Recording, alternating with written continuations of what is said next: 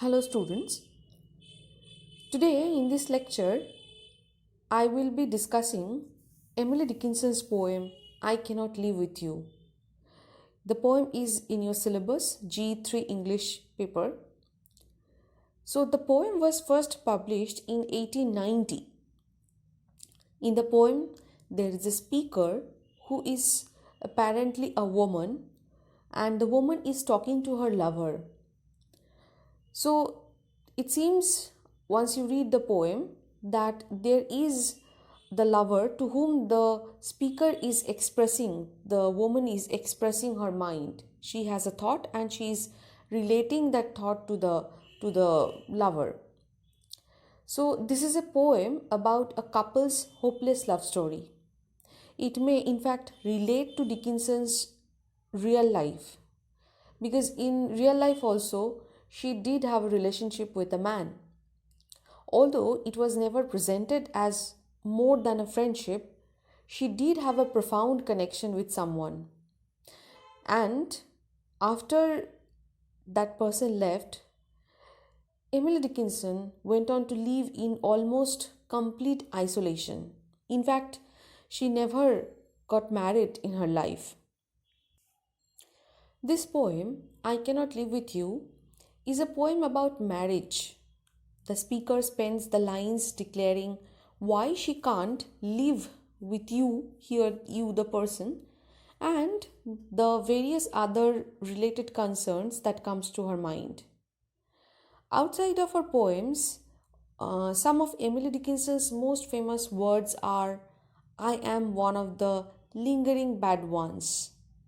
She penned these words to a friend in her account of the faith of everyone around her. She lived in a place and time in which the culture was embracing Christianity, and Emily Dickinson expressed on multiple occasions that she wished she could buy into the message like so many people around her were doing. She continued to claim, however, that she could not. This feeling of her own inability to accept the message she wished to accept comes through in many of her poems, including some of the renowned ones like Because I Could Not Stop for Day. Then there is another poem, Departed to the Judgment. And then again, I Heard a Fly Buzz When I Died. And there are many others like this. So this belief comes through strongly in I Cannot Live With You, in which the speaker refuses a marriage offer. She addresses her lover in this poem, offering every possible outcome of a union between the two of them and claiming that all would end in despair. So, if we look at the first stanza reads like, I cannot live with you. It would be life, and life is over there, behind the shelf. So, I cannot live with you, the poem opens with a curious line. The speaker is addressing a person and telling that person that she cannot live there with him. She tells him that to live with him would be life. It seems strange that she would not want to live with him if she herself admits that living with him would be life itself. But then she goes into deeper detail. She claims that life is over there and describes it as being something behind the shelf. It is almost as if the speaker does not believe herself to have access to life.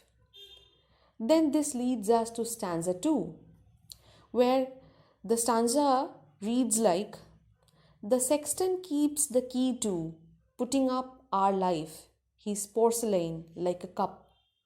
So in this stanza, the stanza is also a fascinating explanation from the speaker. She in the very beginning said why she can't live with the person, and you can see that through the gradually proceeding stanzas, she is giving explanation one after the other. So the second stanza is one such explanation. Here she has already told the person or the subject or the addressee of I cannot live with you. So the you that she addresses, she says that she cannot live with him because that would be life, and life is not accessible to her. Now, in the second stanza, she introduces another character, the sexton. She says the sexton was a person who would be in charge of the churchyard. He was once referred to as the grave digger. In the days of the grave digger and the churchyard watcher, people were occasionally buried alive. It is a terrifying idea, and because of this, the safety coffin was patented. The safety coffin had a bell. The person inside could ring it.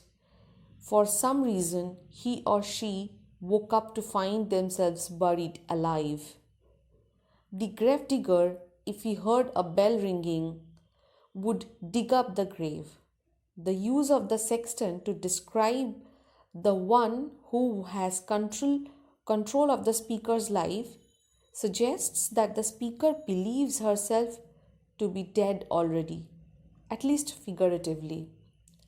So somehow the speaker does not feel in control of her own life, but at the mercy of one who might dig her up out of the grave. Still, speaking to the same person she began speaking to, she says, our life, is porcelain like a cup. This reveals that the sexton symbolizes God in I cannot live with you.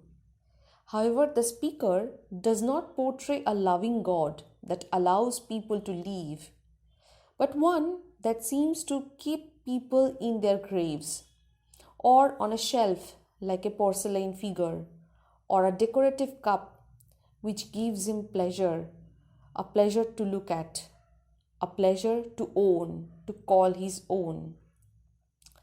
So, with this, we reach to the third stanza. The third stanza reads like discarded of the housewife, quaint or broke, a newer service pleases, old ones crack. So, this stanza brings a shift of tone from the earlier two stanzas. Here, the reader becomes aware that the words connect with the previous stanza in a way that brings in an entirely different meaning. Now, the porcelain or the decorative cup is something that is discarded by the housewife. The one in control of the speaker's life has switched from the sexton to the housewife, and now she is discarded as though she were quaint and outdated or broken. She sees herself being replaced by newer models as the old around her crack. At this point, it is important to remember that I cannot live with you began with the refusal to live with someone.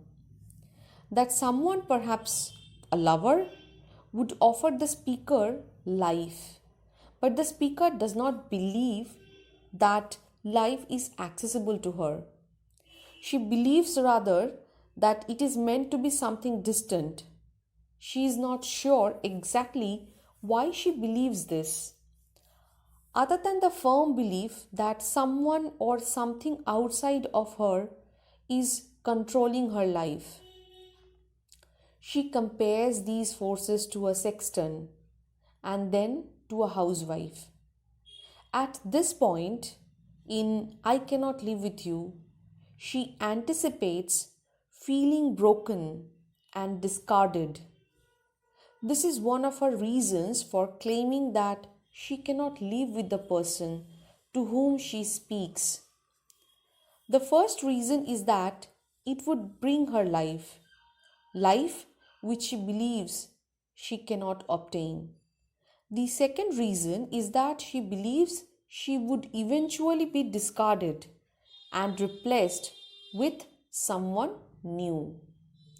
So, with these ideas, she concludes the third stanza, and let us now look at the fourth stanza. So, the fourth stanza reads like, I could not die with you, for one must wait to shut the other's gaze down.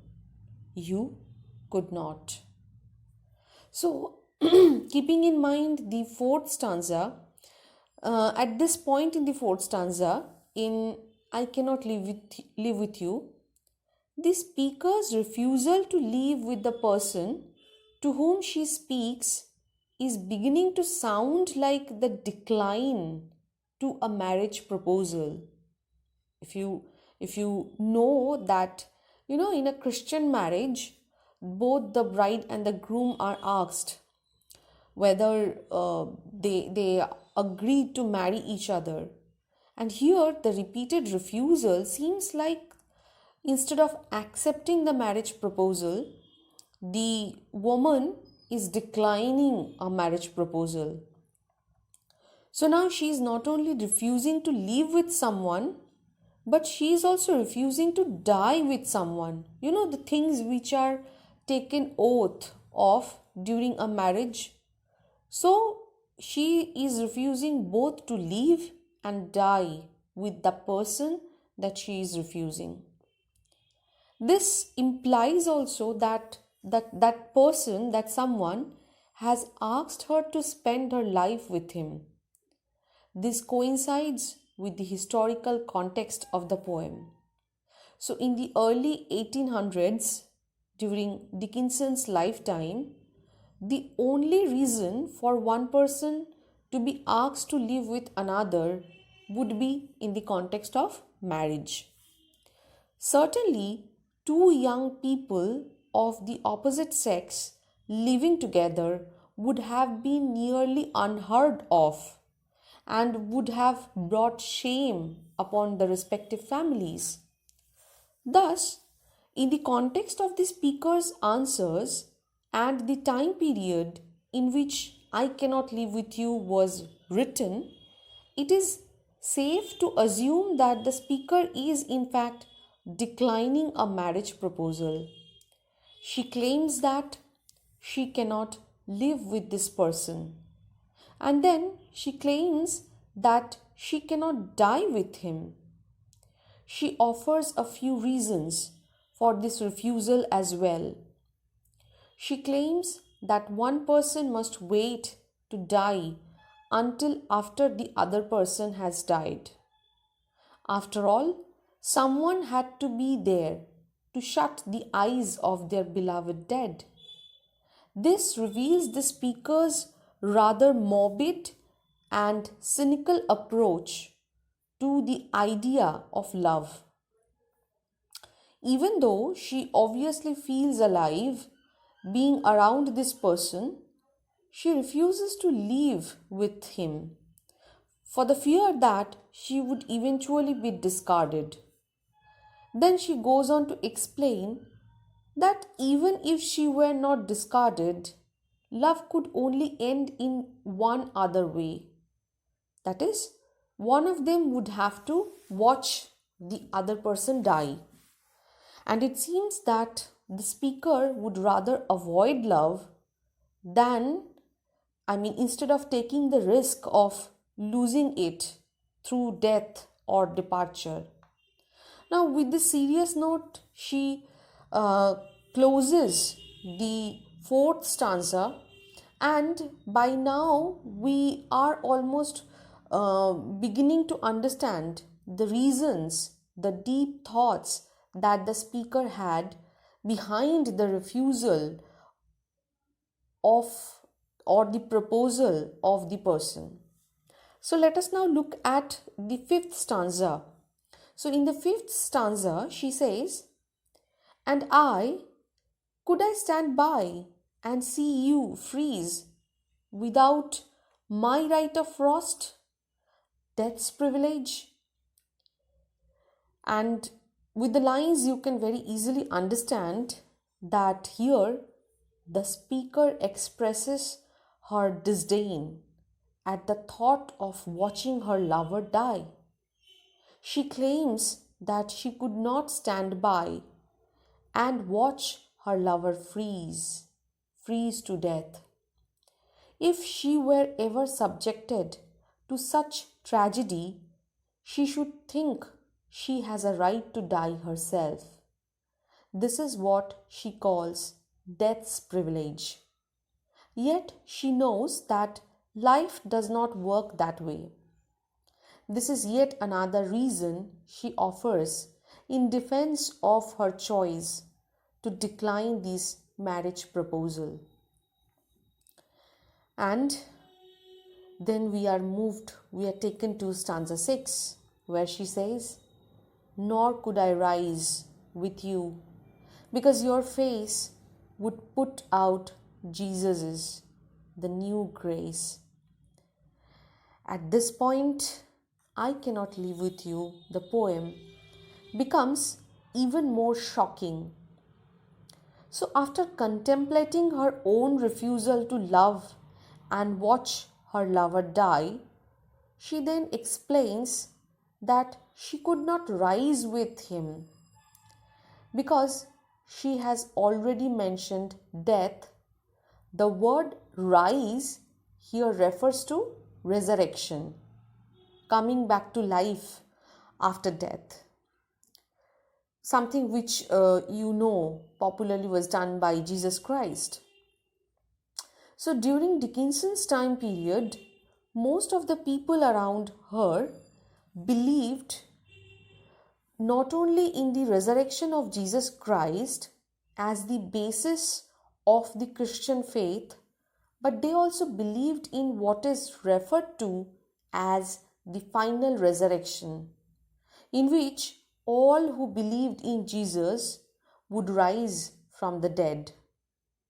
So here the speaker claims that she could not wish to be with him at the final resurrection because this person's face would put out Jesus's. This is quite a shocking claim. The speaker obviously believes that the face of Jesus should shine the brightest at the final resurrection. But she believes if she were to rise again with one whom she had loved in life, that person's face would outshine that of even Jesus Christ. So the speaker clearly believes that this would not be right, and thus she uses this as yet another reason for her refusal to marry the person to whom she speaks. So you have seen how till the 6th stanza the speaker has been able to explain or give several reasons or several explanations against or for her refusal to live with the person. Though she believes that living with the person will be life, but there are reasons that forces her to refuse his proposal. So with this I'll stop here today. I'll give you the explanations of the rest of the other six stanzas in my next lecture. I hope you will be able to understand the ideas, the thoughts which have been shared by Emily Dickinson in the poem through this lecture. Still, if you have any question, please keep me posted with your question in the comment section. I'll try to answer the questions in a live session. So with this, I will conclude the lecture today here. Thank you for listening.